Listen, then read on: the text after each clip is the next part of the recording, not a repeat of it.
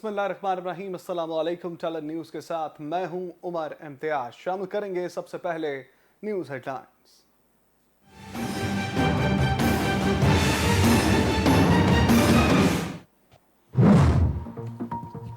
मुत्तहिदा हुकूमत की 38 रुकनी वफाकी काबीना ने हलफ उठा लिया। काबीना के 31 वज़रा, 3 वज़रा मुमलिकत और 3 मशीरों से चेयरमैन सेनेट सरदार सादिक संजरानी ने हलफ लिया। हलफ बर्दारी की तकरीब में वज़ीर आज़म शहबाज शरीफ की भी शिरकत। वफाकी काबीना में नून लीग के 14, पीपल्स पार्टी के 9, JUI के 4, MQM के 2 अरकान, जबकि BAP जमहूरी वतन पार्टी से एक वफाकी वजीर शामिल।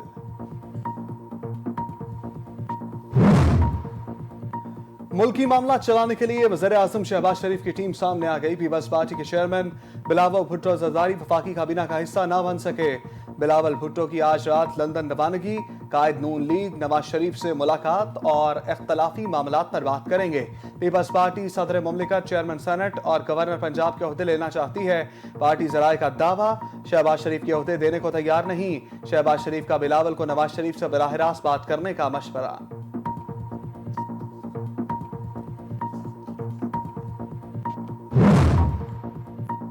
वज़ीर आज़म शहबाज शरीफ से army chief general Qamar Javed Bajwa की मुलाकात। सिक्योरिटी सूरत हाल पर तबादला ख्याल। आर्मी चीफ ने शहबाज शरीफ की तकरीब हलफ बर्दारी में बीमारी की वजह से शिरकत नहीं की थी।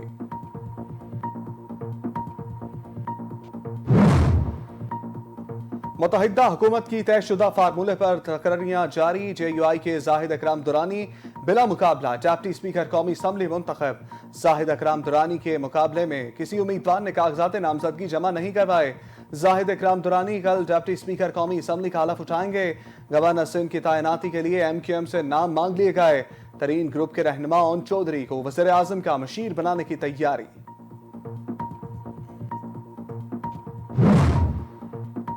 सारे बड़े डाकू काबीना में शामिल हो गए हैं। फवाद चौधरी की हुकूमत पर तनकीद।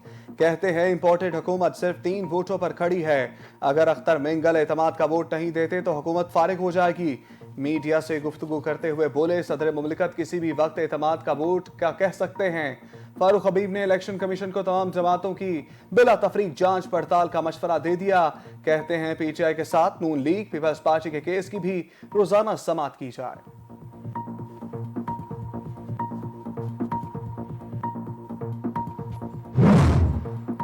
PTI के 16 अकाउंट्स में भारतीय शहरी के अकाउंट से पैसे आए।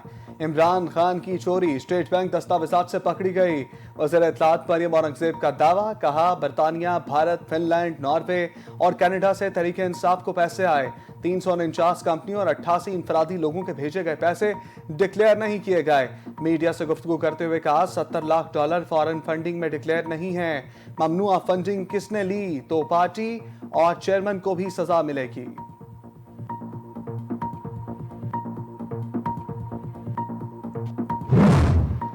वज़ीर आला पंजाब के ओहदे के हलफ का मामला। लाहौर हाईकोर्ट ने हमजा शहबाज की दरखास्त नाकाबिले मुकम्मल करार देकर वापस कर दी।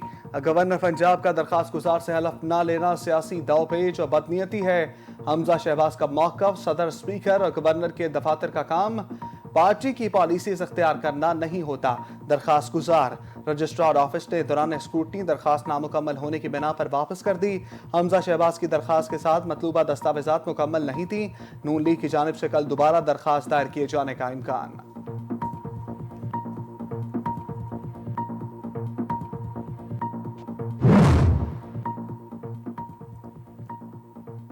PTI ने इलेक्शन कमीशन की नई हल्का बंदियों का शेड्यूल जारी कर दिया। सदुमर ने सुप्रीम कोर्ट में आर्टिकल 184(3) के तहत दरखास्त दायर की। नई मर्दमशुमारी होने तक नई हल्का बंदियों की जरूरत नहीं। शेड्यूल गैर आईनी, गैर कानूनी करार दिया जाए। अदालत इंतखाबी अमल यकीनी बनाए।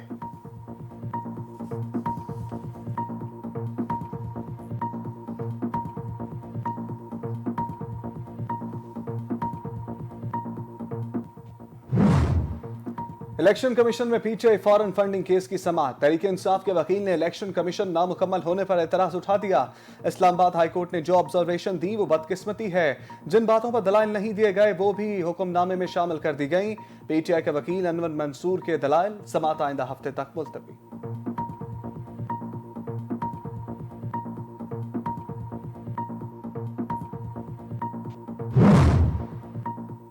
हमारे साथ इम्तियाजी सलूक क्यों किया जा रहा है, शाह महमूद कुरैशी का शिकवा। कहते हैं इलेक्शन कमीशन का सारा फोकस तहरीक इंसाफ के केस पर है। हमसे हिसाब मांगा जा रहा है, हम देने को तैयार हैं। कानून सब पर लागू होता है, हमने सब सामने रख दिया, मगर दीगर जमातों से कौन पूछेगा।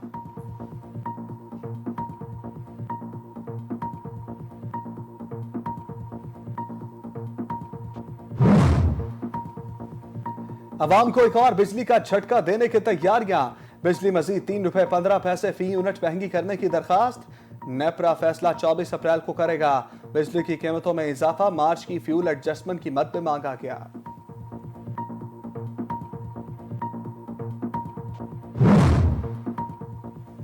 अफसोसनाक हादसा, दादू की तहसील मेहड़ और खैरपुर नाथन शाह में तूफान के बायस खौफनाक आतिशज़दगी। वाकयात में 70 से ज्यादा घर खाकस्तर, 8 बच्चों और खवातून समेत 9 अफराद जाम बहक, 10 अफराद जख्मी। सियालकोट में श्रीलंकन शहरी को जलाने और कत्ल के केस का फैसला सुना दिया गया। 6 मुलजिमान को सजाए मौत, 9 को उम्र कैद, जबकि 72 को 2-2 साल कैद की सजा। मुलजिमान पर फर्द जुर्म 12 मार्च को आयद की गई थी। अदालत ने रोजाना की बुनियाद पर तेज तरीन ट्रायल करते हुए 1 माह में ट्रायल मुकम्मल किया।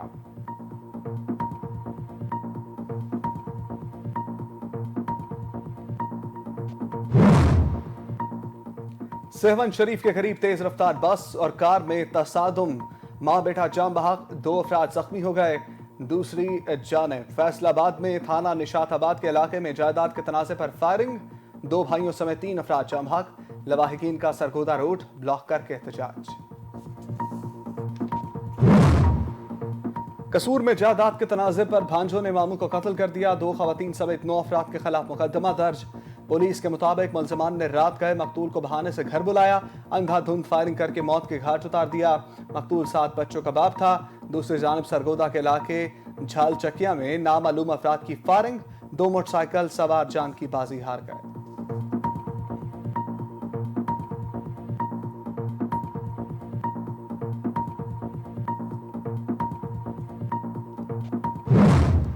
डॉलर को फिर से पर लग गए। इंटरबैंक मार्केट में डॉलर कारोबार के इख्तिताम तक कीमत में ₹1.90 का इजाफा देखा गया। डॉलर 184.44 रुपए पर बंद। दूसरी जानिब ओपन मार्केट में डॉलर ₹2.5 महंगा। ओपन मार्केट में डॉलर 185.50 रुपए पर फरोख्त।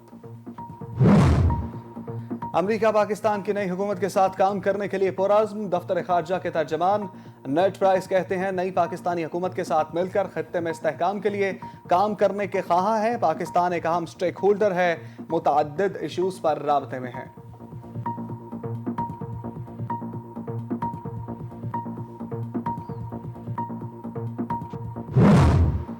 ग़ज़वा बदर इस्लाम का सबसे पहला और अज़ीम शान मार्का। दुनिया भर में मुसलमान आज योम बदर मजहबी जोशो खरोश से मना रहे हैं। बदर में हुज़ूर अकरम सल्लल्लाहु अलैहि वसल्लम अपने 313 जाननिसारों के साथ मदीना मुनव्वरा से रवाना हुए।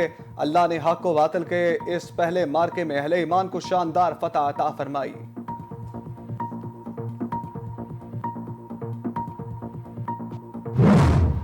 अफगान दारुल हुकूमत काबुल में 2 मुख्तलिफ मकामात पर धमाके, 6 अफराद जाम बहक, मुतअद्दिद जख्मी। पहला धमाका कला 9 में एक तालीमी मरकज मुमताज ट्रेडिंग सेंटर में सामने आया और दूसरा धमाका अब्दुर्रहीम शहीद हाई स्कूल के सामने हुआ। धमाके के वक्त तलबा स्कूल से बाहर निकल रहे थे। अफगान मीडिया के मुताबिक मुमताज ट्रेनिंग सेंटर पर दस्ती बम से धमाका किया गया। और यूक्रेन में 63 ममालिक के 6,824 गैर मुल्की जंगजू मौजूद हैं। रूस का दावा, यूक्रेन जंग में 1,035 गैर मुल्की जंगजू मारे जा चुके हैं और मारियोपोल में 400 के करीब गैर मुल्की जंगजू मौजूद हैं। रूस ने यह भी दावा किया कि यूक्रेन में 600 गैर मुल्की जंगजू बरतानिया और जॉर्जिया से आए हैं। यूक्रेन के सदर व्लादिमीर ज़ेलेंस्की कहते हैं रूस से 10 बरस तक लड़ सकते हैं।